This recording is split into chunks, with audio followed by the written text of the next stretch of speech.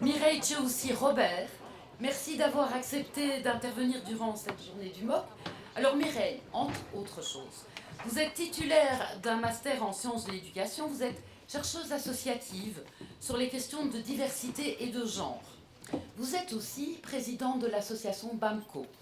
C'est le Centre féministe de réflexion et d'action sur le racisme anti-noir et qui est actif dans la lutte pour la restitution des biens culturels africains. Vous êtes aussi co-autrice de l'ouvrage Racisme anti-noir, entre méconnaissance et mépris. Et en 2019, vous avez été élue femme de l'année par l'excellente émission des Grenades de la RTBF. Je voulais le souligner aussi. Nous vous avons demandé d'ouvrir la réflexion sur comment s'allier et comment s'engager dans la lutte anti-racisme. Je vous remercie et je vous cède la parole. Merci beaucoup. Tout d'abord, merci de m'avoir invitée. Merci à ma prédécesseuse. Je ne sais pas si elle est partie ou si elle est encore là. Jadiloul. Félicitations pour ton exposé. Merci beaucoup, tu m'as bien introduite. Donc ça, c'est parfait. J'espère que vous allez bien. Est-ce que vous allez bien? Est-ce que vous allez bien? C'est pas un concert, Mireille, calme-toi. Alors, aujourd'hui, je vais essayer d'être sérieuse, j'ai pas l'habitude, vous m'excuserez. Alors, je vais vous parler de l'alliance, s'allier et s'engager dans la lutte antiraciste. Avant de commencer, je vais juste vous demander de me donner 15 chiffres entre 1 et 74, au hasard. Je vous écoute. 13. Pardon? 8, 33. 8, 33. 65. 19, 61. Oui. 7. Ensuite? 55. 73, 55. 21. 12, 88. Non, 74. Maximum 74. 10, 18. 1, 2, 3, 4, 5, 6, 7, 8, 9, 10, 11, 12, 13. Encore 2. Et 25. Merci beaucoup. Bien. On va voir si... On verra tout à l'heure si le hasard fait bien les choses. Alors, je ne sais pas si certains d'entre vous ont déjà entendu parler du terme allié, allié blanc. Levez le bras. Waouh! Vous allez pouvoir me le définir alors? Je vous écoute. C'est quoi un allié de la lutte antiraciste? Vous êtes sérieux et sérieuse? Non mais vraiment, je retourne à Bruxelles. Alors, je vais faire mon boulot du coup. Voilà un petit peu comment je définis le terme allié. On entend souvent allié blanc. Je ne suis pas la seule à le définir, donc la définition, elle vient un peu de toutes les influences, des discussions qu'on a dans les milieux militants. Donc je dirais qu'une alliée, alors je vais partager, voilà. Je dirais qu'une alliée est une personne issue d'un groupe majoritaire ou majoré, favorisé, qui ne subit pas une ou des oppressions données, actuelles, dans le passé, de façon individuelle ou collective, et qui prend conscience de ses privilèges ainsi que des violences et discriminations individuelles et structurelles que vivent les minorisés, marginalisés, et il ou elle choisit de lutter passivement ou activement pour la justice, l'équité et l'égalité, aux côtés des groupes opprimés qui la reconnaissent comme un allié ou complice, lorsque ces derniers mettent en péril leur propre confort et que les intentions vont au-delà de la bonne conscience, de l'opportunisme professionnel, politique et médiatique. Bon, on va essayer de décortiquer ça aujourd'hui, mais je suis sûre que vous avez déjà tous compris, et toutes. Alors, il y a quelques préalables à comprendre lorsqu'on veut devenir allié. Donc déjà, le terme système et la logique systémique, c'est un préalable. si on ne comprend pas très bien ce qu'est le système, que c'est quelque chose d'un peu flou et vague dans votre tête, vous allez avoir du mal pour la suite. Pas seulement la suite ici, mais la suite de la compréhension de la notion des questions antiracistes. Même chose pour le terme systémique. Donc ça, ce sont des préalables en dehors de l'antiracisme, de la question validiste, de la question féministe. En dehors de toutes ces questions-là, il faut d'abord comprendre simplement les termes et les systèmes. Comprendre que le système raciste nous précède tous, donc on est arrivé au monde, ça existait déjà. Donc personne n'accuse personne de l'avoir créé là, aujourd'hui et maintenant. C'est un contexte dans lequel nous baignons tous, on n'a pas le choix en fait. Que nous avons tous reçu une éducation raciale, même si on ne le sait pas, même si on ne nous a jamais parlé de race. Les non-dits sont, en communication, les non-dits sont quelque chose de probant. Nous avons donc tous reçu une éducation raciale, mais nous avons tous aussi reçu une éducation raciste, puisque le racisme était déjà là et il nous précède. Donc, sans le savoir, on a été en contact avec des conceptions et des préceptes racistes. Nous avons une position dans ce système de hiérarchisation raciale, et ça aussi, ça ne dépend pas de nous, qu'on le veuille ou pas, dès la naissance, hop, on est positionné. Donc ça, ce sont des préalables qu'un futur allié doit comprendre et qui n'est pas censé remettre en question. Bien sûr que si, il faut le remettre en question pour mieux le comprendre. Mais en réalité, si on reste dans la remise en question de certains préalables, on n'arrive pas vraiment à être un allié. Alors, je continue dans les préalables et je vous conseille un livre excellentissime de Robin DiAngelo, Fragilité blanche, ce racisme que les blancs ne voient pas. Franchement, je vous le conseille. Alors, et il va plus loin que moi, évidemment, ici. Comprendre aussi que le racisme, c'est une expérience collective, massive, et que c'est statistiquement significatif. Donc, hier, mon voisin m'a traité de sale blanc, ça compte pas vraiment pour les analyses qu'on a ici. Que c'est une question de pouvoir, que le pouvoir, on peut le traduire de plein de manières, et que j'aime à le traduire ou à le résumer par trois éléments, surtout dans le milieu des associations. Le micro, donc la parole, l'accès à la parole, la visibilité médiatique ou la visibilité dans les lieux de pouvoir politique et autres.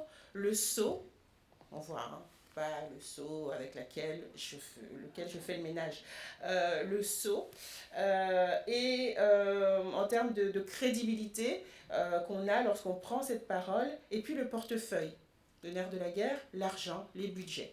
Avez-vous déjà entendu parler de discrimination au subside ? Creusez la question.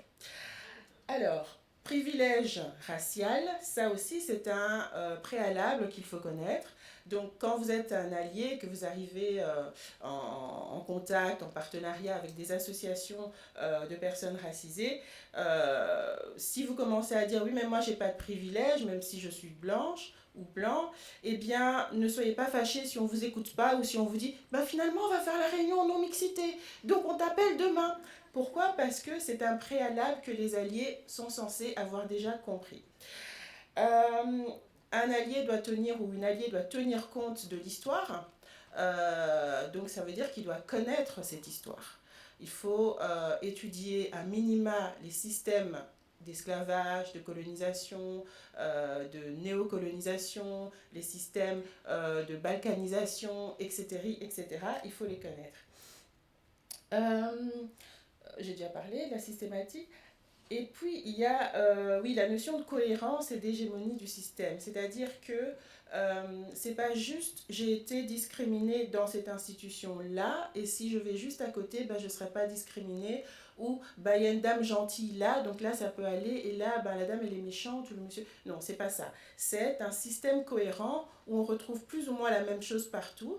Et évidemment, si on a des personnes qui luttent contre ou des personnes qui sont plus respectueuses, ça peut moduler, mais c'est un système hégémonique. Et donc, il ne suffit pas de dire « il n'y a qu'à aller dans la maison d'à côté ». Ça ne suffit pas. Alors, on en vient à vos chiffres. Donc, j'avais le 1, j'avais le 8, j'avais le 7, j'ai aussi le 12, le 10, le 13, cette page va jusqu'à 24, le 21, le 18. Vous aimez bien la première page apparemment. Hein? Donc, lorsque je continue donc dans les bases qu'il faut avoir, et la première base, c'est donc ne pas exercer de racisme soi-même. Je veux dire, c'est un minimum. On ne peut pas être allié et me traiter de sale nègre. Ça ne va pas ensemble.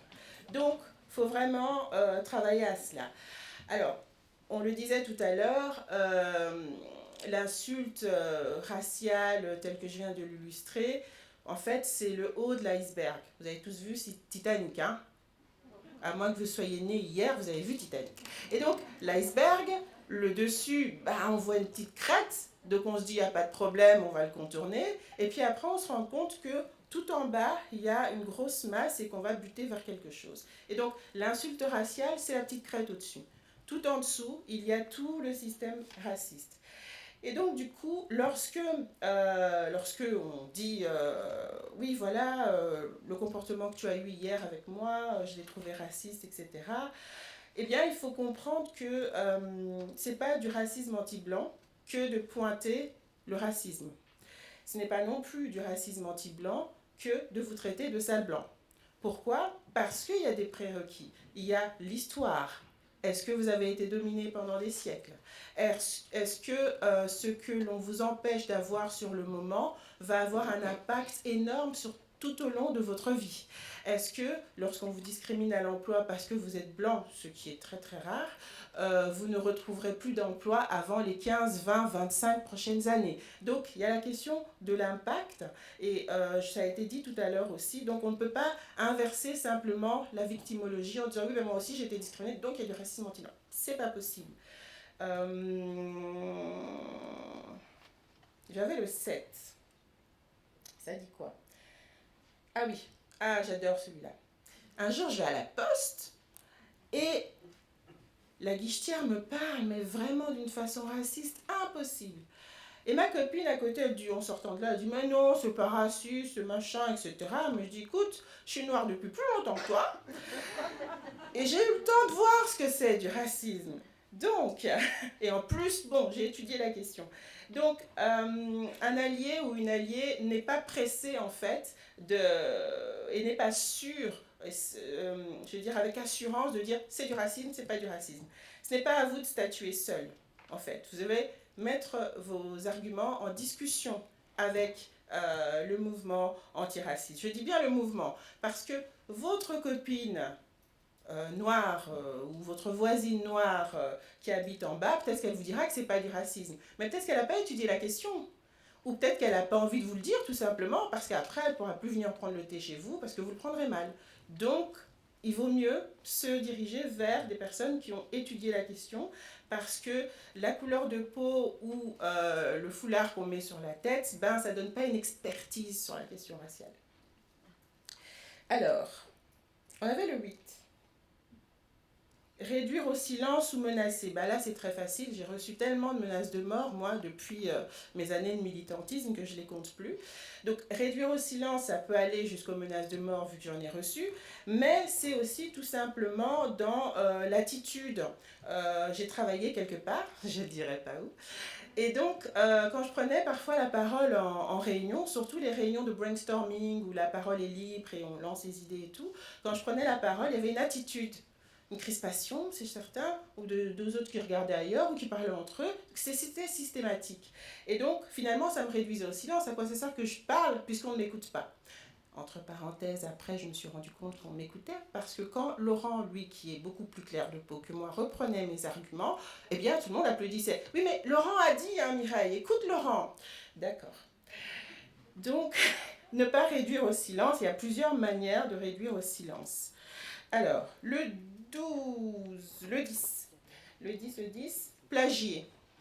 Tout le monde voit ce que c'est, hein, le plagiat. Donc, j'ai essayé de faire ça à l'école, on m'a tapé sur les doigts. Pas compris.